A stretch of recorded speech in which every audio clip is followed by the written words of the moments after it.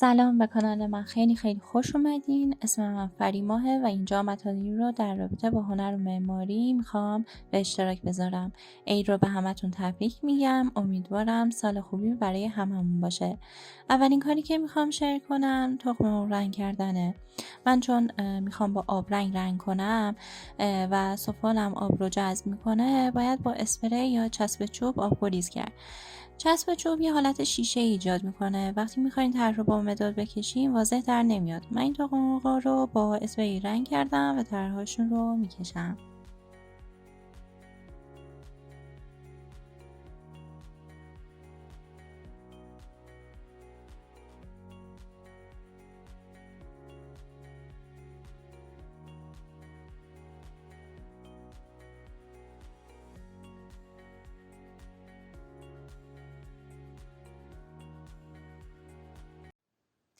خب اساس کار با آبرنگ این هست که شما اول رنگ رو خیلی کم میزنین و قسمت هایی که میخواین بولدتر باشه رو لایه لایه رنگ رو بهش اضافه میکنین.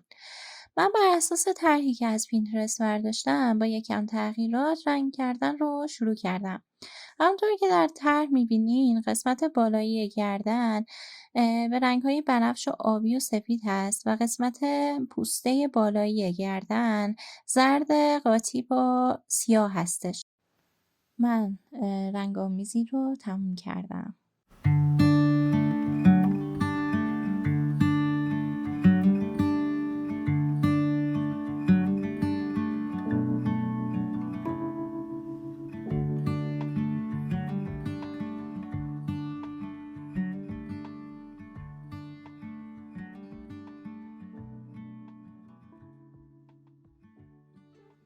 من برای پوست اژدها که یه حالت هولوگرافیک طور داره از روکش این آب نبات ها استفاده کردم.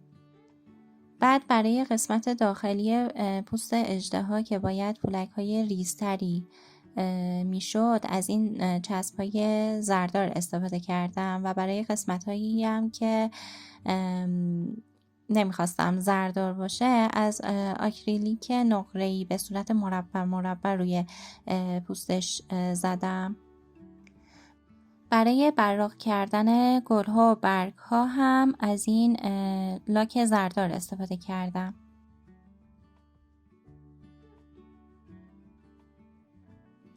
برای چسبوندن پولک ها از یه قلمویی میتونین استفاده کنین. چسب رو سطح میزنین و با قلمو صاف صوفش میکنین.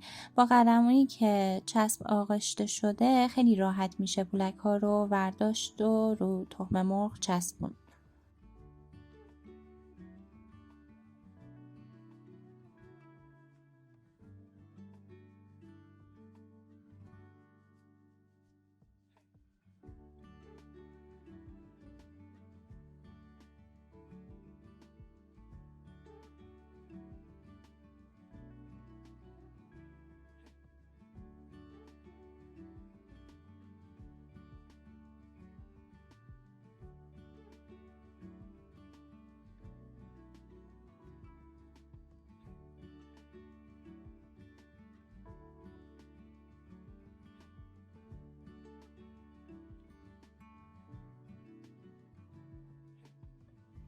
من اولین کارم این بود. یادم خیلی طول کشید تا بکشم ولی نتیجهش به نظرم عالی شد. یه اتفاق عجیبی که افتاده اینه که روغن پس میده و باعث شده خیلی براق و رنگ‌ها خیلی جذابتر دیده بشن. این یکی تخم مرغ‌ها موند که تو ویدیوهای کوتاه یوتیوب میذارم. طرح نهنگ بود و یکی هم باز طرح اژدها بود. خیلی ممنون که ویدیوم رو نگاه کردین. ممنون میشم این ویدیو رو لایک کنین و کانالم رو سابسکرایب کنین.